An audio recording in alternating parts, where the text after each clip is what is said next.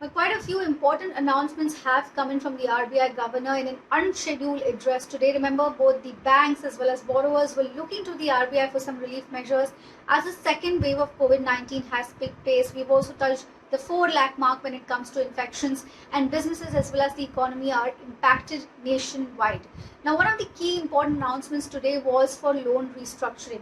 For that, the governor said that individuals, small businesses, and MSMEs who have an exposure of up to 25 crores and have not availed restructuring in any form before, including what we saw last year, those can avail restructuring under Resolution Framework 2.0, as the governor called it.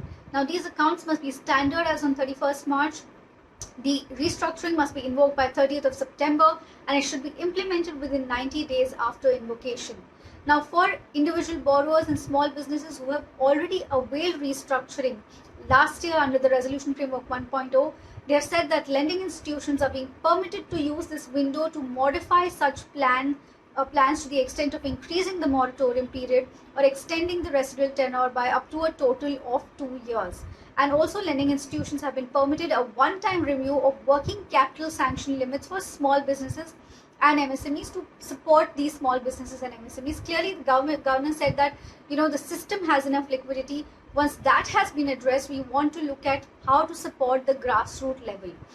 The other important announcement that came in was an on-tap liquidity window of 50,000 crores, which will be open for COVID-19 related health infrastructure, a very focused sort of lending that will be done under priority sector by the banks.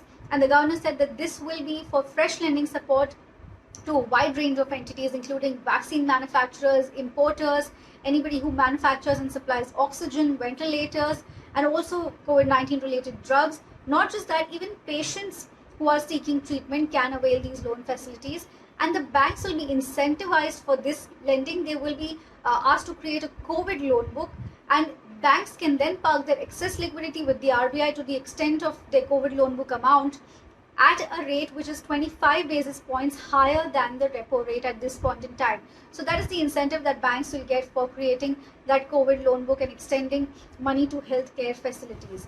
Now, beyond that, there were a few more announcements. The 35,000 crore GSAP 1.0 second tranche will be conducted on May 20th this time.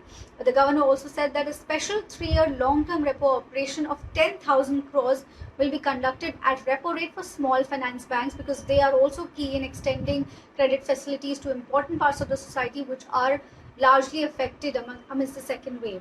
For compliance requirements for KYC, the governor said that customer accounts by periodic KYC updating is due or pending.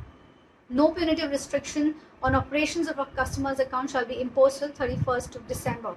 But overall, the key takeaway remains that the governor said that they will continue to deploy all unconventional methods, all instruments that are at their disposal.